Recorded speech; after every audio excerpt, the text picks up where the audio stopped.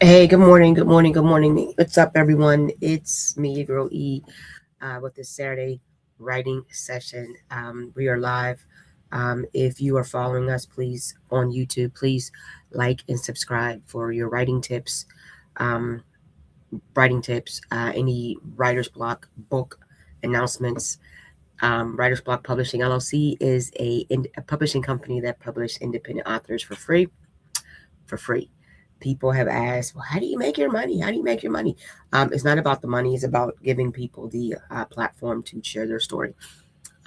If you are looking for to write your book, far as your fiction, your memoirs, or anything that's nonfiction, please reach out to us at writersblockpub@yahoo.com. Yes, I still have a Yahoo email account. I am not ashamed. Yahoo at Writers Block Publishing at writersblockpub@yahoo.com. That is the email.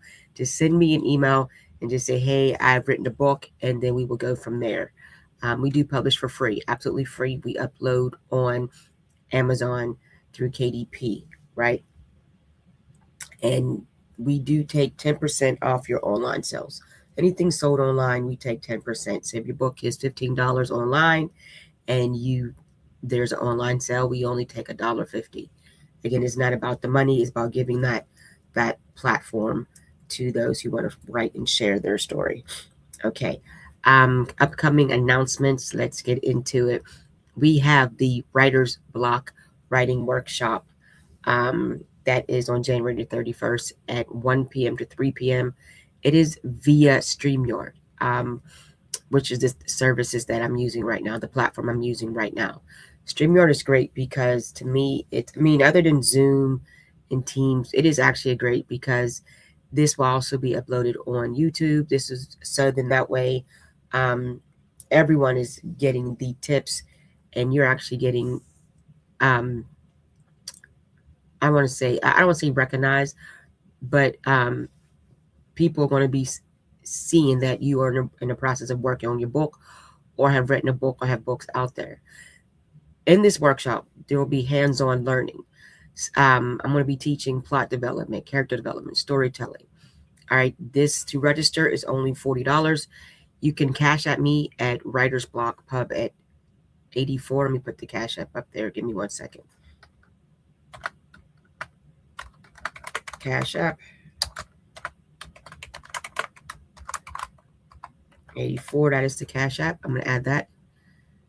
The Venmo is the at symbol Writers Block. Let me start over.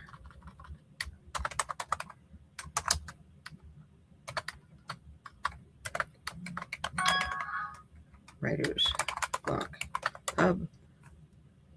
And then the PayPal. And yes, I still use PayPal.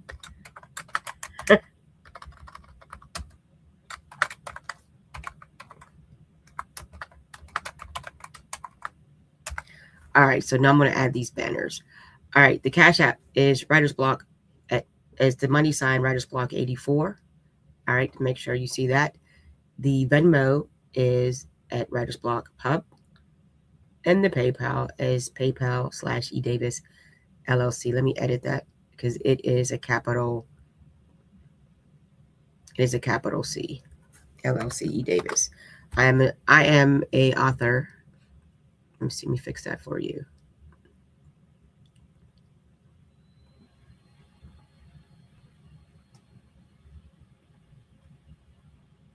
There we go. All right, there we go. E Davis LLC. I am an author. I publish under the pen name E Davis. So, and I branded my name, which is an LLC. So once again, I'm gonna put these up here. The Cash App is Writers Block 84. The Venmo is Venmo at Writers Block Pub, and PayPal is PayPal/eDavis LLC. Okay, now to register your seat, as mentioned, to register your seat is $40. The cost will be $40. And then shoot me the email at writersblockpub@yahoo, and I will send you a writing packet, a workshop packet. It will include, of course, the plot development, character development, storytelling, even learning how to write your memoir. Because most of the people that come to me talk about, oh, I've been told to write a book, all the things I've been through. And I don't want to be dismissive or condescending by any means, because I too written a memoir on some of the things that I've been through. But the memoir is it's not just your whole life story. It's about a season in your life that you had to really overcome something, and how now you move forward with, of course, setting the boundaries, protecting your energy is what they say, setting a standard, right? In my memoir, I wrote the Resurrection of Phoenix Black. It is about overcoming tragedy, from death of my mother, death of my grandmother, and overcoming a very toxic marriage and a toxic relationship, and how I now am someone that can, I guess, set the boundaries and protect the energies moving forward. If I did not go through what I went through, I would not be right here today, um, motivated and encouraged to be live, um, and doing workshops and writing books and publishing books. So sometimes we have to go through situations to help us grow. Okay. So this writing session, this last week, we went over all of it with plot development, right? We talked about the exposition, the introduction. We talked about the rising action. We talked about the climax, the falling action, and the resolution or the conclusion. But today we're just going to focus on the introduction. Before I even get to that, I just want to share. I do this every day. I want to share the word of the day, which is Sakaru, which is called notable. What the definition is: notable success, right? Notable. This is when you get noticed. You go, hey girl, I see you, or I see you winning. Yes, notable success. It has, of course, don't look at it as a major success as to winning awards, but anything noticeable, noticeable at work, noticeable at home, noticeable in the neighborhood, something noticeable in your family, noticeable success, especially when you're doing your thing. All right. Sakaru is the word of the day. Try to use it in a sentence. Sakaru, sakaru, sakaru. All right. So we're going to be talking about, of course, the plot development. We're going to be talking about the exposition, which is a beginning. And we're going to work about even how to bring the introduction to your characters, who your characters are. The introduction is very challenging because this is now the foundation of your work, your book, right? The book that you're working on. What you also want to get into, maybe think about the ending of the book as you're working on the introduction or the exposition. Okay, so let's dive into it. Do you need a working title? Sometimes that helps because a title can maybe give you the theme of the book. You definitely may want to take into consideration of a title, but do not rack your brain on a title and not actually not write because you don't have a title. All right. Let's not do that. Let's not go there with that, because what's going to happen is you're not going to write because you don't have a title. Okay. One of the things that I do when I write is I just start writing. Okay. The title comes as I'm writing. There's been times that I had manuscripts sitting in no title. So I talk it over with my friends and family about what my book is about, and they give me suggestive titles. If I feel it, I feel it. If I don't, I don't. So don't beat yourself up or rack your brain on a title. The next thing is you want to think of a genre.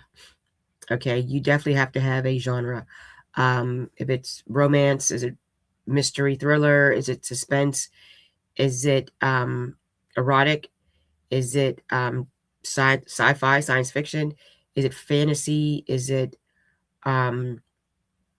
children's book? You have to have a genre, because now you have to think about writing for your audience, even if your audience is yourself. Toni Morrison, my ultimate favorite writer. I love Toni. Those that know me know I am team Toni all day. I know her birthday. I know where she's from. I've binge watched her documentary, Pieces of Who I Am, Pieces That I Am.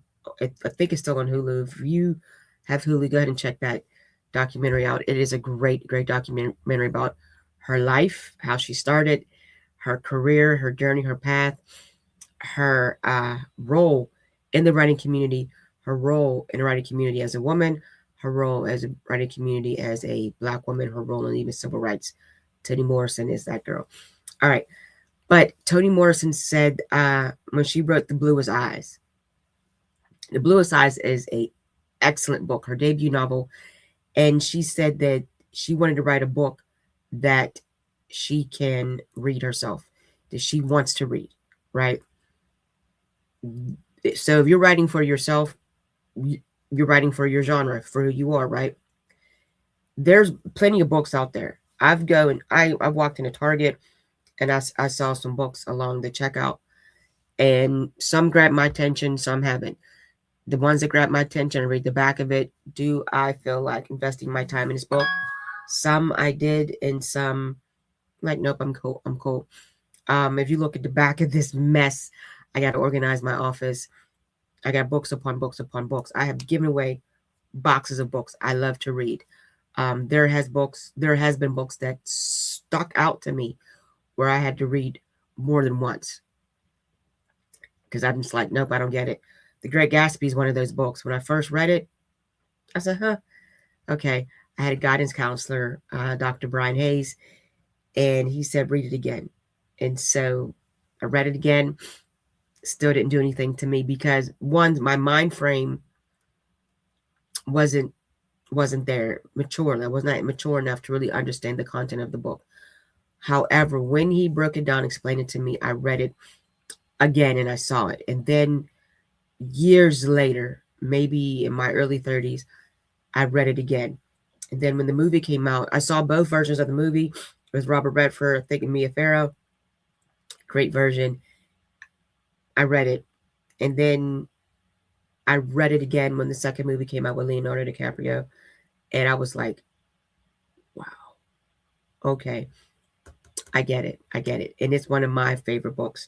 But then again, when I started writing my book, the August Schofield, The American Dream, I have it right here. And I even have a copy of it with me. The American Dream, we have to understand what the purpose of the American Dream is, right? I wrote this book for myself so I can understand what the goal is. The American Dream is, the pursuit of happiness and all that good stuff. And we get it. To live your best life with your family, to not really have to struggle financially, to have the white picket fence, the 2.3 kids, a good job, benefits, the American Dream, right? There's also the gatekeepers is what they call it now, who navigate and orchestrate how things are going to be done within this nation, American nation, right? We have, of course, the politics. We have who do you know type gatekeeper. Okay. These are people that are who help shape the American dream for you. So when I wrote August Schofield, The American Dream, my purpose was to tell a story about a young woman, a single mother that wants to write her signature novel, as she calls her, Gatsby, so she can say that she made it, right? Suckaroo. All right. And she had a lot of commercial success as an author, but she didn't have that. She felt that she did not have that success as a author. All right, check it out. This is my copy of the book. If you are Amazon junkie like me, go to Amazon.com and get the August Schofield, The American Dream, and even tag me on social media that you got it and tag me what you liked. Even write a review on it. To me, with all the books that I have written, E. Davis has written, this is my favorite book because it's definitely personal. Not memoir as personal, but personal on striving to be the best. And sometimes we can miss golden moments when we are so focused on the suckaroos, right? All right. And again, this is part of the exposition as we're getting to it. All right. So again, the beginning. This is how the beginning starts. And I'm going to use my book for an example. I won't even read the beginning, the introduction. I was at my favorite bar and grill, sitting at my favorite table, sometimes my presumed office. It was far in a corner of the restaurant. I was trying to get deep into my thoughts as I worked on my next book. Usually I would be in my office I had built in my home. The television would be on something that I wouldn't be tempted to pay attention to. But tonight I needed a change of scenery. I was not able to concentrate in my office. I could have walked the streets of Manhattan and shopped, spent money that I don't have at some boutique. As I tapped my pen against the table, I thought about calling home to talk to my daughter Joy, but I didn't have the energy to engage into her animated world and endure a long winded conversation with every other word being, and guess what? I love her. She's the love of my life, but I really needed to write. So here I was in the lounge of my favorite bar and grill, writing, trying to write. Right now, the atmosphere is what I needed. I was in the midst of people. I could watch people in the restaurant engage in conversation and laugh among themselves. All right, that's the first paragraph, right? So we are now introduced to someone who's trying to write. And of course, it's going to be the main character, August Schofield. And she is a writer. It takes place in Manhattan. Okay, we have that. She's at her favorite bar and grill. How many of us have those that go to restaurant? Mine, right here in the city of Pittsburgh, is a Chinese restaurant called Taipei Tokyo. It is my favorite. I'm a Chinese food junkie. I love Chinese food. It is my go-to. It is my comfort food. Um, it is my, like, they have it's takeout as well as a beautiful restaurant. Some days, my husband and I will go in there. We'll sit down and we'll talk about whatever. And then there's days I just want to grab it and go, come home, binge watch some TV, right? Or my favorite pastime is to crochet or read. All right. Then we have Joy. Joy is the main character's daughter. And of course, most kids, they're young, they're very animated, they're very busy. And have you ever listened to a kid tell you a story? You're just like, and you don't want to be rude or dismissive or just shoo them away, but sometimes you just like, okay, go play, right? Every word being, and guess what? All right. She says, for my dinner, I ordered a grilled chicken sandwich with provolone cheese and mushrooms with seasoned fries. I usually don't eat fries. I take them home and give them to Joy. As I took a bite, out of my sandwich, I saw Tommy Gibbs enter the lounge. The Tommy Gibbs. I wasn't alone. He was accompanied by two other gentlemen. I recognized one as an actor, but I didn't know the other. Tommy was a well-known actor, a three-time Academy Award-winning actor. He was a character actor. His level of acting is uncontainable. He was not to be characterized by typecasting. Tommy played all types of roles from and excelled in every one.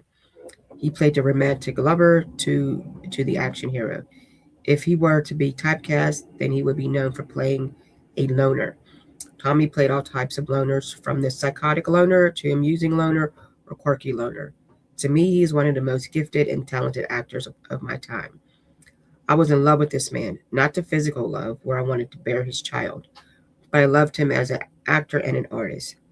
However, the strange part of my affection is that I'm not a fan. I could count on one hand how many Tommy Gibbs movies I have seen, and he has many.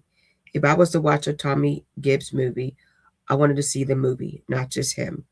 But I know that I would not be disappointed in the movie because of his skill as an actor. My love for Tommy is simple. He is my muse, my inspiration. Another character that is introduced, Tommy. All right, Tommy Gibbs, a well-known Academy Award-winning actor. So, have you ever went to um, a restaurant? Let me see. I can't say here in Pittsburgh. I mean, maybe Pittsburgh. You might see some Pittsburgh locals, Pittsburgh celebrities. But of course, in Manhattan, you're known to see. It's not uncommon to see somebody famous. Tommy Gibbs, Academy Award-winning actor, 3 times. Okay, we found out that he's known to be playing a loner, quirky, romantic, sometimes psychotic, a loner, and he is an excellent actor.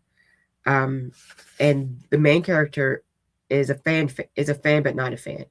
This main character, the protagonist, enjoys a good Tommy Gibbs movie, but they're not going to rush out to see a Tommy Gibbs movie. But the irony of it is the fact that he's her muse. Okay. Tommy's not my reason for why I'm an author. However, he is the reason my third book has been a New York bestseller for 3 months.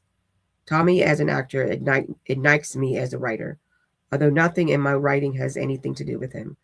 I just knew that while writing my third book, I'm going through writer's block. To clear my head, a friend and I went to clear. Let me start over. I knew that while writing my third book, I was going through writer's block. To clear my head, a friend and I went to the movies. We happened to watch a movie with Tommy Gibbs. Afterwards, while talking with my friends about the movie, we laughed at the eccentric role that he played. Only that particular role could have been performed by Tommy Gibbs. Somehow, the love of creativity he brought to the character challenged me to dig deep and elaborate more. It was with the book he became my muse. I dedicated my book to him. All right, so we now know that this author is this character is an established author, her third book, and is a New York bestseller. And she dedicated. So there is some type of fascination. All right, so we are now introduced in this beginning to the main character. Yes, let me see. Is she live or watching recording? Ed Raylan Lopez 908. I'm currently live. Thank you so much. Just type in the comments where you're from. I definitely appreciate that. For you even watching, please like and subscribe and even share.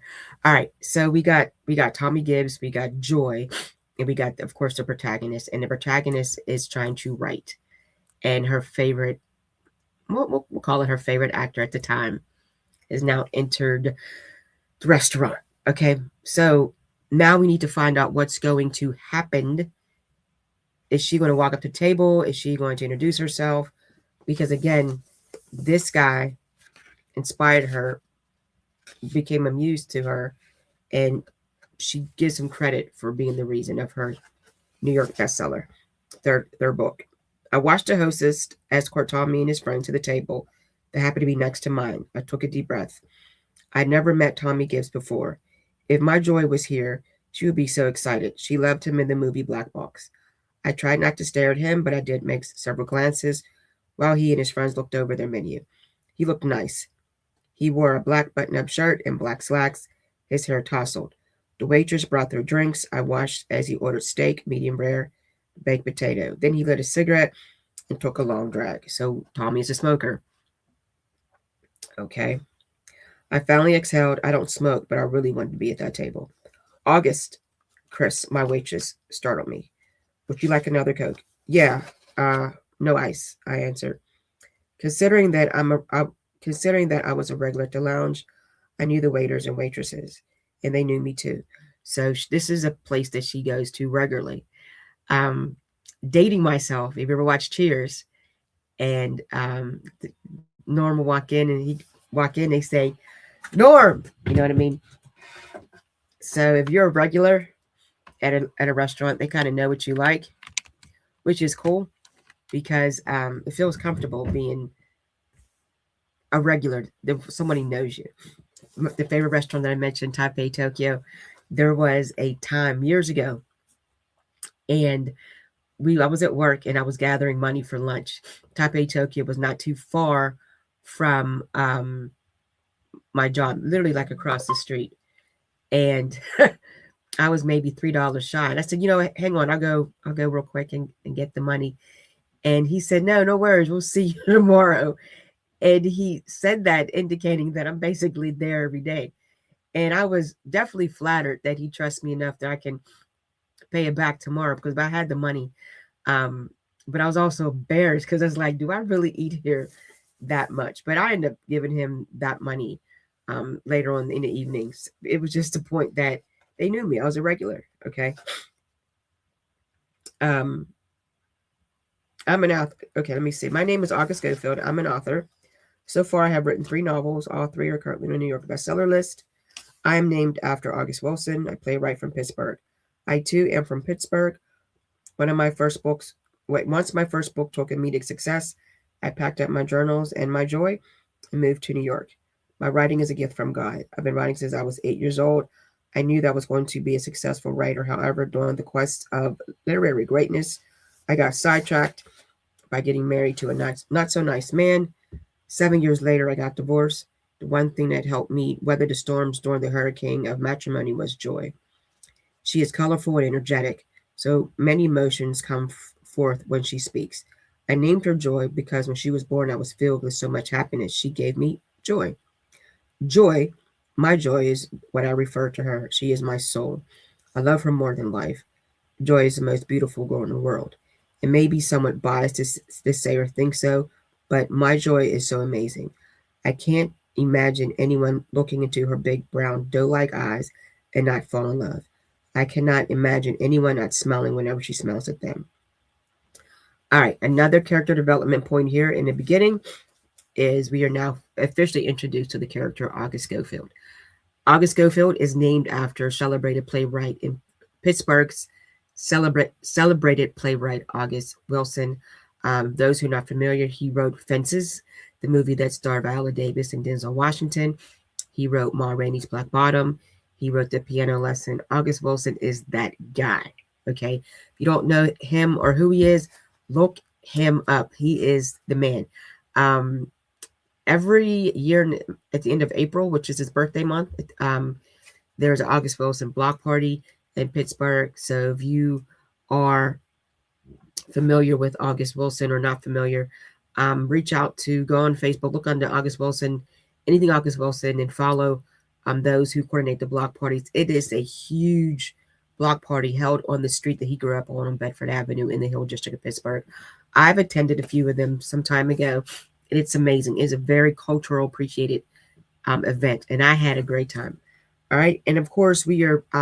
She elaborates more on her daughter Joy, the energetic, the enthusiasm, and the character development we also see here in this beginning is that August is a divorced single mother. She had a bad marriage, and her love for her daughter, how Joy, the love she has for her daughter, kind of helped navigate her through the storms, right, of this marriage. Sometimes parents deal with things in marriage for the sake of the children. The children gives them the motivation and the guidance that they need to just get through the day. I'm not gonna argue with you. I got to take care of the kids. The kids is the reason, and it's not to stay together for the kids, but there are that uh, motivating force. Chris brought me another glass of Coke, then disappeared to attend to her other customers.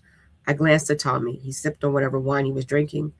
Although my attention was on the pages of my journal, I thought how I would love to have the courage to walk to the table and say nonchalantly, Mr. Gibbs, I'm August Schofield, and I really admire your work. But that is the epitome of lame. I'm not some starstruck fan, but I did feel like one sitting next to the table of my muse, Thomas Michael Gibbs. The fact that I know his full name proves that I do not need to go to this table. I look back at Tommy. He was laughing at something funny, something that was one of his friends said. What's so funny, I wondered. Again, I focused on my journal, and then there was a loud laughter, not from him, but one of his friends. Tommy smiled. He has a nice smile. He finished his cigarette, taking a final drag, and then blew smoke in the air. August, stop staring at that man, I told myself. I got up from the table, grabbed my cell phone, and walked to the front of the bar and grill and called Joy. She was babysat by my brother Xavier. All right, we're still in the beginning in the introduction, and we're introduced to another character. Hi, Mommy, she says. Hi, baby, what are you doing? Watching Dreamgirls with Uncle X, she answered. I'll call you back. Bye. She hung up on me. Joy! I stood still, almost offended. What do Dreamgirls have that I don't have? I called home again. Xavier answered. Hey, how's the writing? He asked. X, you would not believe who's sitting at the table next to mine. Who? My muse. No. Yes, I stressed. He said, baby sister. Yes, I whispered, and I'm the big sister. I felt the need to defend the pecking order with my brother and me. Why? Because Xavier's taller. He feels that gives him leverage to ignore the pecking order and tease his little sister. Did you say something to him? Xavier asked. No. What am I going to say? I'm 34 years old, not 13. Why would he care? August, you are the best selling author right now. He might care. I'm not going to say anything, but I did call to see what Joy is doing. And why is my baby watching Dreamgirls? Sasha. Xavier chuckled. Xavier answered with a chuckle. I sighed and then hung up the phone. He was referring to Beyonce's Knowles alter ego Sasha Fierce. I knew Joy was enjoying the music. There's no way that I was going to win over Jimmy Early stepping to the bad side. From the music to the choreography, I knew that my Joy was dancing and singing along as if she is one of the Dreamettes. I returned to the table and saw that Chris had boxed up my fries and Tommy was now enjoying his half-cooked steak. I sat down and focused on my writing. Within a few moments, Chris returned to my table.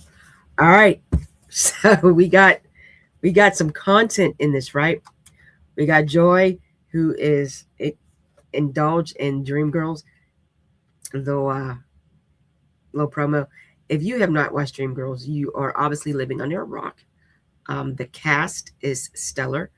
Danny Glover, Jennifer Hudson, Aniki Rose, I'm saying her name right, Eddie Murphy, Jamie Foxx, okay? X is the Xavier. Now that I realize he's nicknamed X, and of course, X-Men, Professor X. This was actually a strange coincidence that I just picked up as I was reading. And the kind of the pecking order self-validation that August needs to remind her brother that she's the oldest. When he referenced her as baby sister, she stopped and said, no, I'm the big sister. Some form of validation. Hence, she needs that suckaroo, right? That word of success. I'm the oldest sister in my family. I only have one sibling. I have a younger brother, and he is much taller than me. And sometimes I feel the need to have the suckaroo in our family because I'm the oldest. So, nonetheless, this is the beginning. So now the rising action is going to lead to will. We're at the rising action actually right now because now we're coming to a point of will August actually talk to Tommy Gibbs and introduce herself and say, "Hey, how are you? I'm August Schofield. I'm an author. I admire your work." So we got the beginning now, right? We got August Schofield. We have Joy. We have Uncle X, Xavier. We even have Tommy Gibbs, even a minor side character, Chris, who is the waitress, and this lounge. We have now set the atmosphere. Okay, so now the point is, let's see how it's going to go, and we're going to see that next writing session. Okay, guys, don't forget to like and subscribe. Thank you so much for watching. Have a great Saturday.